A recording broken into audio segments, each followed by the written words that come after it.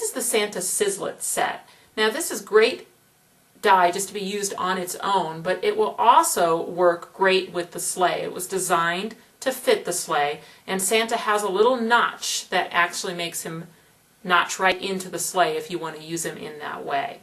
So I'm going to show you how to do that.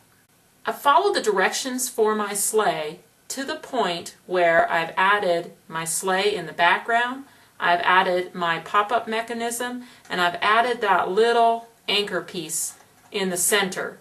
And then before I add my final sleigh to complete the pop-up sleigh, I'm going to go ahead and work with that Santa, because it's going to be easier to add him now rather than try and work your hands in between the two sleighs. I've done a little work ahead of time here. I've gone ahead and cut all the pieces from the various colors and pieced my Santa together the way I would normally. And I didn't add any legs to him. I don't really need him because he's going to be in the sleigh and you won't see his legs. So just get him to this point here. And then if you want to add his bag of toys, I've made that too. I've made the bag, I've added the little teddy bear and a present behind there. And there's another piece on the Sizzlet set that you may have wondered what it's for. It's a rectangle and it has a little slit right up the center. And our first step is just to widen that slit with a pair of scissors.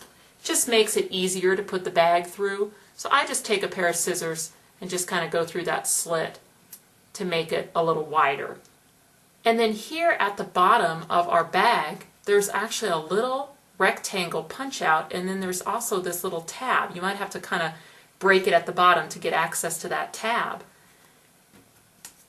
And that tab, if you just separate, I kind of use my fingers to separate it like this, that tab, and then either way, it doesn't really matter, just get it through that slot in that rectangle up at the top, and then just kind of make it straight again. And then there's your bag, and it is attached right through that rectangle. And then that rectangle there is what we can use to attach this into our sleigh. So I'll just need a little adhesive right here on the rectangle. And then right here on the back of the sleigh, I'm just going to glue that rectangle to the sleigh. And that's going to put my bag on the sleigh in the right position. Santa also has a tab and notch system at the bottom, and sometimes it's easier if you turn it over. You can see the shape of it there. It's got a little cutout and then a tab and then a little cutout at the top.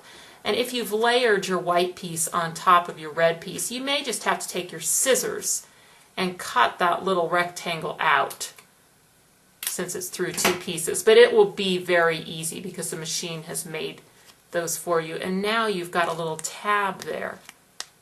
Hopefully you can see that on the video. And just like we did with the bag, we just separate Santa there so I can get access to that tab. And that tab is going to go through that little hole in the center of our sleigh mechanism. So if I just separate it, I can get Santa locked right in, and that tab is through that hole in the center of our sleigh mechanism. And he's actually forward of that little attachment anchor that we have there. And I'll put a little glue dot or some glue right in there and just press him right to it.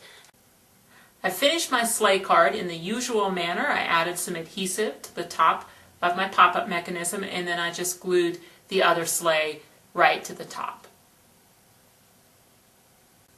And you can see that that will just fold flat. It's all ready for decorating, and then it'll pop right up. So here's an example of a fully embellished sleigh card. And this is an A2 sized card. I actually used a movers and shapers die from Sizix to cut the card itself with the window pane already in it. And then I added some transparency in those panes so that I could add them little stickles to look like snow is gathering in the corners. And then when you open that, there's my little scene. And I've used my sleigh, and I've used Santa, and I've even used a textured impression folder back here to give it that snowflake texture. And then in my scene, the reindeer are just out of view over here, and so I have got their little jingle bells strung on a string there, signifying that those are attached to the reindeer that you cannot see.